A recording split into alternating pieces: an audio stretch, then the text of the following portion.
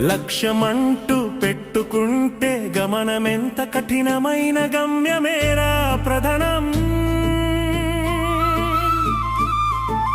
నీటిలోన దూకినప్పుడు తీరమెంత దూరమైన చేరితేనే జీవితం.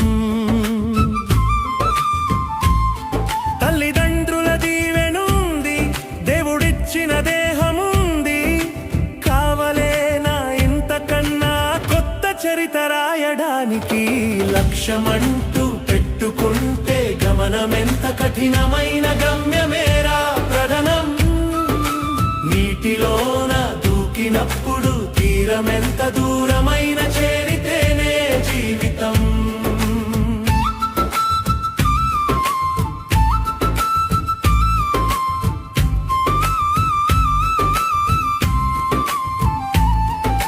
సంకల్పం గట్టిదైతే సాధ్యమవును ఏదైనా.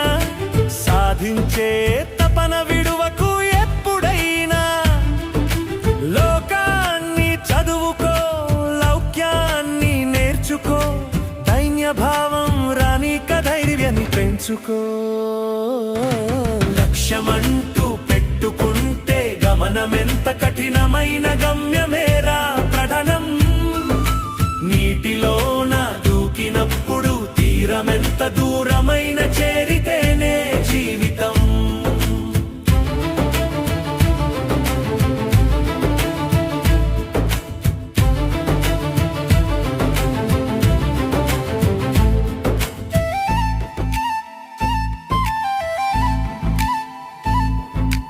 అలసత్వం అలవాటుతో ఏ పని చేయలేవు.